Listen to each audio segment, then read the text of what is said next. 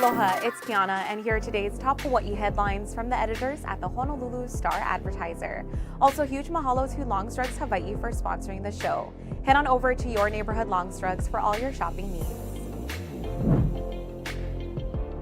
Federal investigators have determined that a 2019 helicopter crash that killed 7 people on Kauai was 100% preventable. The National Transportation Safety Board blamed the deadly crash on a helicopter tour company pilot for his decision to continue to fly into worsening weather. A report issued today also accused regulators of LAX oversight of air tour operators. The NTSB said the Federal Aviation Administration delayed installation of weather cameras that might have alerted the pilot to foggy conditions in a mountainous region of Kauai near the Napali coast. The board also said the FAA didn't do enough to ensure that tour pilots are trained to handle bad weather. The tour helicopter operated by Safari Aviation was carrying the pilot and 6 passengers when it crashed. 3 of the passengers were children. The search continues for a 23-year-old hiker who went missing near the Makapuu Lighthouse Trail over the weekend. Honolulu firefighters resumed their search today for Chase Ingalls, who was last seen on Friday. An air and sea search for the hiker commenced Sunday evening after fire crews were called in to assist ongoing Honolulu police efforts. Officers found Ingalls' backpack at the top of the Lighthouse Trail Saturday, and his car was located in the trail's parking lot. Police and Crime Stoppers have issued a missing persons bulletin seeking the public's help. Ingalls is 6 feet 1 inches tall and about 195 pounds with brown hair and brown eyes. Anyone with information is asked to call Crime Stoppers at 808-955-9300. Parents across the country are scrambling to find baby formula after supply disruptions and a major safety recall left many store shelves bare. Manufacturer Abbott was forced to close its largest U.S. formula plant in February due to contamination concerns.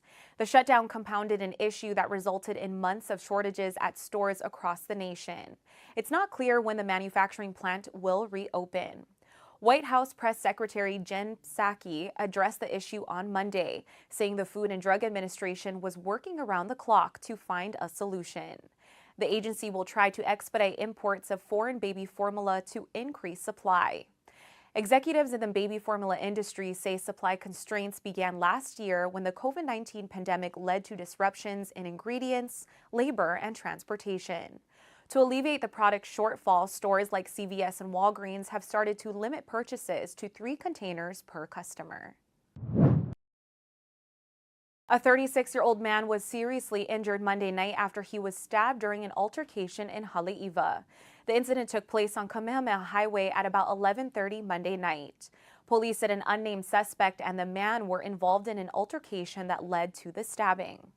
The suspect allegedly stabbed the victim in the upper body with a sharp object. The injuries that the man suffered were not life-threatening, but he was taken to a hospital in serious condition.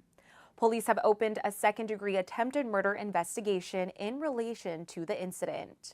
No arrests were made as of this morning.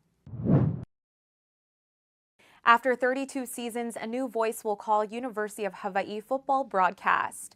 KKEA's Bobby Curran will step away from play-by-play announcing of Rainbow Warrior football games due to health issues. The 67-year-old veteran called 400 broadcasts before suffering from low oxygen intake at a game in Reno, Nevada in October. He holds the record for longest announcing streak in UH football history. With the 2022 season's road schedule taking the Warriors to Ann Arbor, Michigan, and 2 games in high altitude, Curran decided it was better for his health to hand over the reins.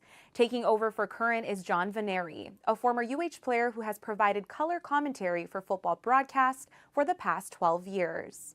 Veneri's younger brother, Mark, will take over that role. Curran recently signed a 3-year contract extension and will continue to host his popular morning radio show and call UH men's basketball games. For more on these stories and all the latest headlines, subscribe to the Honolulu Star-Advertiser. Visit Hawaii's top source for breaking news online at staradvertiser.com and download the Star-Advertiser mobile app. Mahalo, have a great day, and we'll see you back here tomorrow.